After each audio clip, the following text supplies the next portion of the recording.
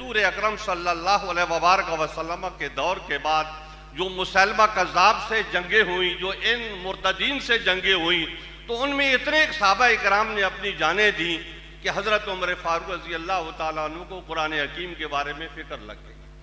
تو خاتم النبیین کی جو حفاظت ہوئی حضرت ابو بکر صدیق رضی اللہ تعالیٰ عنہ کے دور میں، تو مسلمانوں نے بڑی قربانی دی اس کے لیے۔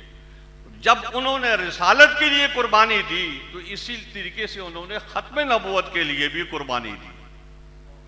حضرات گرامی، حضرت ابو بکر صدیق رضی اللہ تعالیٰ عنہ نے جس کام کی بنیاد رکھی تھی وہ کام آگے بڑھتا رہا۔ جب وقت آیا تو مسلمانوں نے اپنے فیصلے کیے، علمی لحاظ سے، قانونی لحاظ سے، آئینی لحاظ سے سب فیصلے ہوتے رہے اور بات آگے بڑھتی رہی، حتیٰ کہ انگریز نے سوچا کہ مسلمانوں کے اندر انتشار پیدا کرے۔ چنانچہ جہاں اس نے مسلمانوں میں انتشار پیدا کرنے کے لیے بہت سے کام کیے، تو ان میں ایک کام یہ بھی کیا کہ مرزا غلام احمد قادیانی کو کھڑا کر دیا تاکہ ہندوستان کے مسلمان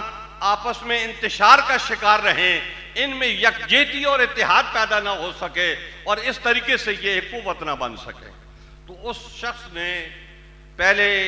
مادی ہونے کا دعویٰ کیا، پہلے مجدد ہونے کا دعویٰ کیا، پھر مادی ہونے کا دعویٰ کیا، پھر ترقی کرتے کرتے وہ عیسیٰ علیہ السلام کے بارے میں کہنے لگا کہ میں وہی ہوں، اور پھر وہ ترقی کر کے مستقل نبی کے مقام پر آ گیا۔ تو یہ سارا کچھ انگریزوں کی حمایت سے ہوا اور مسلمانوں نے اس وقت اس کا بھرپور طریقے سے مقابلہ کیا۔